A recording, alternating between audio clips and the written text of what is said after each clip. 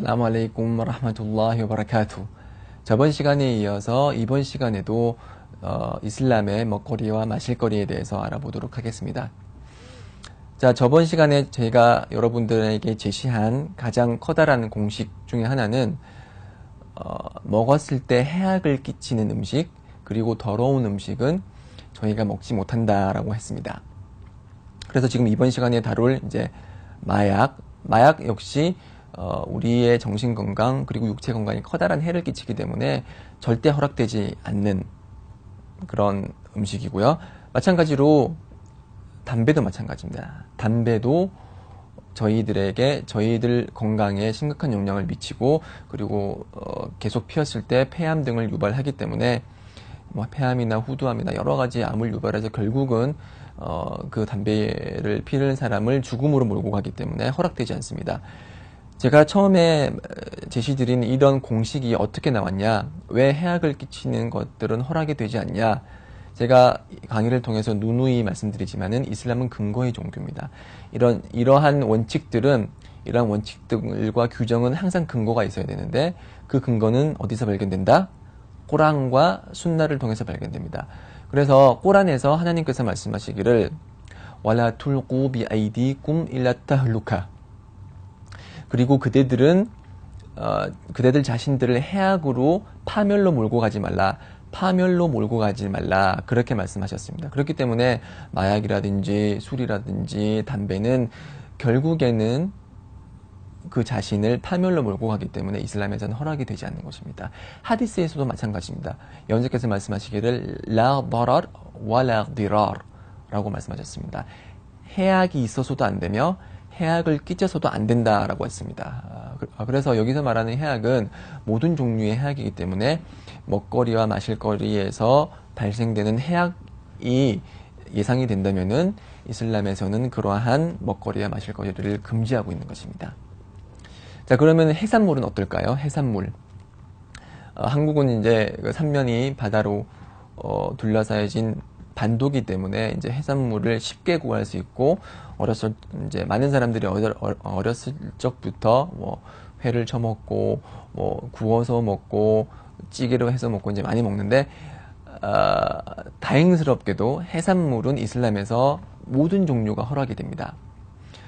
그래서 물고기가 살아있든 죽어있든 도살을 거치지 않았더라도 다 허락이 되고요.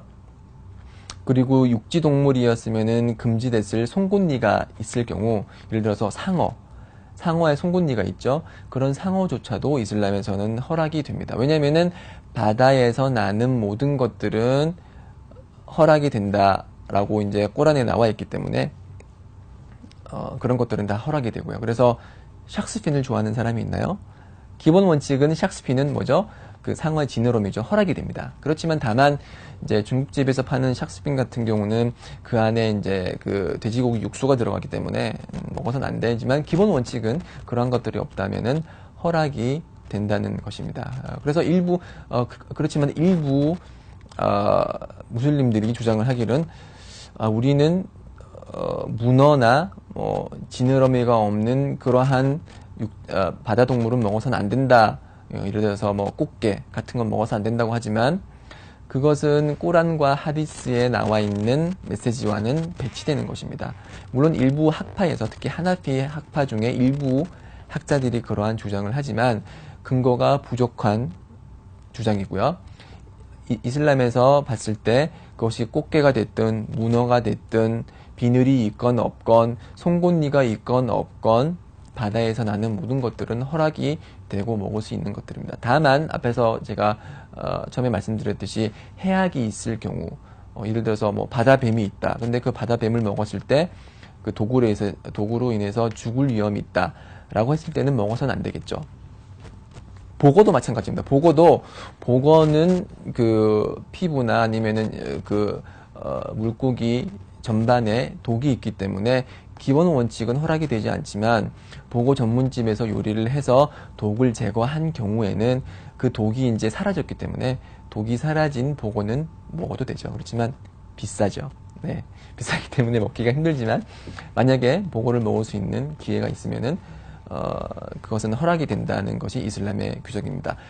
회를 먹든 구워서 먹든 다 허락이 됩니다. 그러니까 육지동물 중에 이제 할랄 허락된 것을 먹기가 힘든 경우 이런 해산물로 대체할 수 있는 그런 이제 장점이 있는 것이죠. 자, 육지동물에 대해서 한번 알아볼까요? 육지동물은 기본 원칙은 몇 번씩이나 반복하지만 허락되는 것입니다. 그렇지만 특정 종류는 금지되는 그런 종류가 있고요. 그리고 그것이 허락된다고 하더라도 반드시 이슬람적인 도살 절차를 거쳐야 됩니다. 네. 그래서 금지된 종류로는 예를 들어서 돼지가 있죠. 돼지는 꼬란에서 불결한 동물이라고 리지스라고 해서 불결한 동물이라고 해서 먹을 수 없다고 그렇게 하나님께서 명령하셨기 때문에 우리 무슬림은 돼지고기를 먹지 않습니다. 네. 또 다른 그 육지 동물 중에 허락되지 않는 것은 날카로운 송곳니가 있는 동물, 개, 고양이, 사자, 호랑이, 그리고 곰발바닥 좋아하세요? 곰도 마찬가지죠. 곰도 이렇게 있기 때문에 송곳니가 있기 때문에 허락이 되지 않습니다. 네, 그런 날카로운 송곳니를 가진 그런 동물은 허락이 되지 않고 조류 중에 이제 날아다니는 새 중에 날카로운 그 발톱을 지닌 사냥을 하는 육식을 하는 그런 조류 있죠. 예를 들어서 매 아니면은 올빼미 아니면은 독수리 이런 것들 이런 조류는 자신들의 날카로운 그런 발톱으로 쥐나 여러 가지 곤충을 잡아먹기 때문에 이슬람에서는 허락이 되지 않습니다. 그리고 곤충도 모든 곤충은 기본적으로 식용이 허락이 되지 않습니다. 다만 메뚜기 같은 경우는 허락이 되고요. 그래서 우리 그 조상들은 이제 배가 고프고 그럴 때 메뚜기 요리도 많이 해서 먹었다고 알고 있습니다. 뭐 지금은 먹거리가 풍부하기 때문에 많은 사람들이 메뚜기 요리를 먹진 않지만 이슬람에서는 메뚜기를 먹는 것이 허락이 되고요. 그리고 그것이 메뚜기가 죽어 있을지라도 그 죽어 있을 때 발견한 그 상태에서 요리를 해서 먹을 수 있습니다. 그래서 이 곤충과 관련해서 좀 주의를 하셔야 될 게 곤충이라고 하면은 이제 날아다니는 곤충, 날아다니지 않는 곤충 다 허락이 되지 않는 것이죠. 그래서 지금 이 곤충이 지금 우리 주위에 있는 음식 중에 영향을 미치는 경우가 가끔씩 있는데요.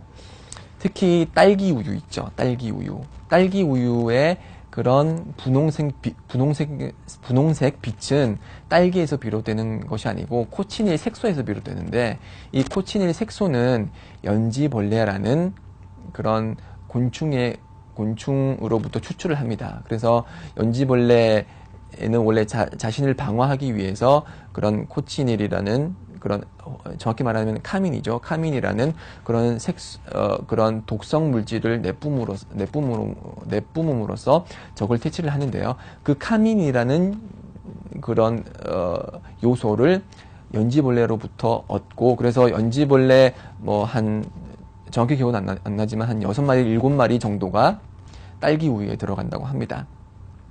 그래서 그 딸기 우유를 먹는 것은 그런 연지벌레를 먹는 것이고 곤충을 먹는 것이 이슬람에서 허락이 되지 않기 때문에 그 성분 함량표를 잘 보세요. 코치닌 색소가 있는 딸기 우유라든지 아니면은 햄도 마찬가지예요. 그러니까 분홍색 빛을 띤 그런 먹거리에는 보통 코치닌 색소가 들어있는 경우가 많아요. 아니면은 이제 유럽이나 미국 표기 방식대로 E120 제가 한번 확인해 볼게요. 네, E120이라고 적혀 있는 게 발견이 되면 그거는 코치닌 색소고 그런 코치닌 색소는 이슬람에서 허락되지 않는 연지벌레로부터 만들어진 것이기 때문에 허락이 되지 않습니다.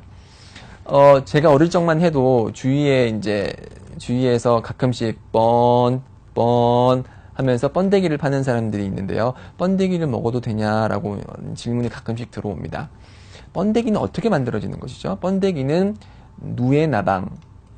누에나방의 유충이죠. 그렇죠? 누에나방은 원래 비단을 이제 내기 위해서 사람들이 사용을 하는데 이 번데기는 이전만 해도 사람들이 먹지를 않았어요. 예전 이제 그 조선시대나 그런 시대는 먹지는 않았지만, 이제 1960, 70년대 이제 산업 부흥기가 한국에서 발전을 하게 되고, 그때 이제 비단 산업이라든지 섬유 산업을 수출을 할 때, 이제 누에나방을 많이 사용하기 때문에 그 누에나방의 고치를 사용하고 나서, 그런 그 번데기가 너무 많이 나오는 거예요. 그래서 그거를 버리자니 아깝고, 그럼 이거 어떻게 하지? 그래, 먹자. 그래서 시작이 된 게 번데기인데, 이 번데기는 누에나방에 고치고, 누에나방은 곤충이죠, 그렇죠? 곤충의 새끼인 누에나방으로부터 비롯된 요리이기 때문에 이슬람에서는 번데기도 허락이 되지 않습니다. 그렇지만 번데기를 못 먹는다고 해서 딸기우를 먹지 못한다고 해서 슬퍼할 필요는 없습니다. 딸기우 없으면 초코우유 있죠. 초코우유 없으면 흰우유 있습니다. 먹거리와 마실거리는 넘쳐 있습니다. 어느 특정한 음식이 금지됐다고 해서 슬퍼할 필요는 없습니다. 번데기 못 먹어요? 그러면 번데기 싫어하는 사람들도 많아요. 번데기 굳이 먹을 필요 없습니다. 번데기와 유사한 맛을 내는 더 맛있는 음식들이 얼마든지 많이 널려 있기 때문에 그러한 금지 상황 때문에 슬퍼할 필요는 없습니다.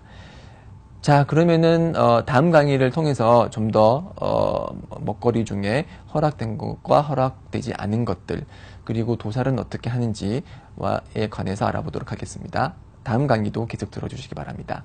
아살라무 알레이쿰 와라흐마툴라히 와바라카투.